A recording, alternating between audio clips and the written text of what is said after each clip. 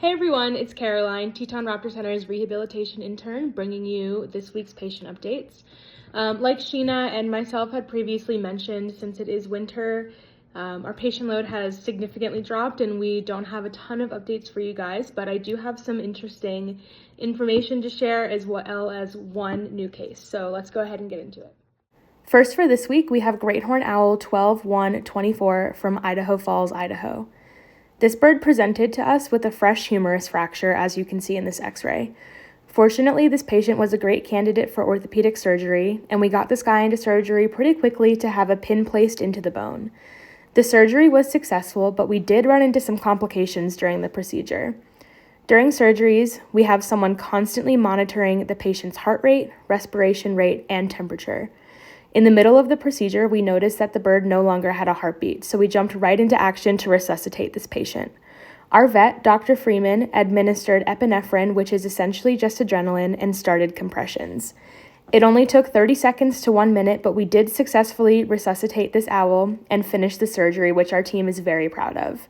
For the next few weeks, this bird will be recovering in our ICU while receiving 3 different antibiotics and a few different pain and anti-inflammatory meds. Next for this week, we have Golden Eagle 11-1-24 from Twin Falls, Idaho. This bird came into our clinic with a really high blood lead level at just under 130 micrograms per deciliter. After chelation treatment, this bird's lead level went all the way down to 14 micrograms per deciliter. We typically only start chelation therapy when a bird's blood lead level is at 20 micrograms per deciliter and higher, so our team opted to discontinue the chelation meds for that reason, and also because the medicine itself is really aggressive and hard on the body.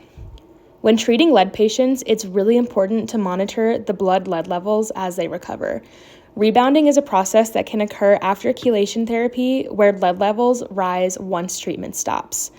This happens because the body struggles to differentiate between lead and calcium, as they share similar chemical properties. Calcium is stored in bones, and therefore lead can also be found in bones once it's introduced into the body.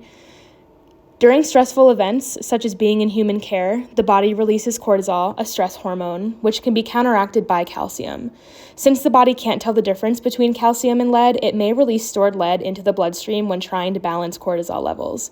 This explains why lead levels can rebound and highlights the importance of monitoring them in a rehab setting. We have unfortunately seen a slight increase in this patient's lead level, but it's not high enough for us to consider treating again. Lastly, for this week, we have Turkey Vulture 10-25-24 from Rock Springs, Wyoming. This bird also came to us with lead toxicosis, but we were able to physically remove lead fragments from this bird's GI tract, which immediately lowered this patient's blood lead level and avoided chelation treatment.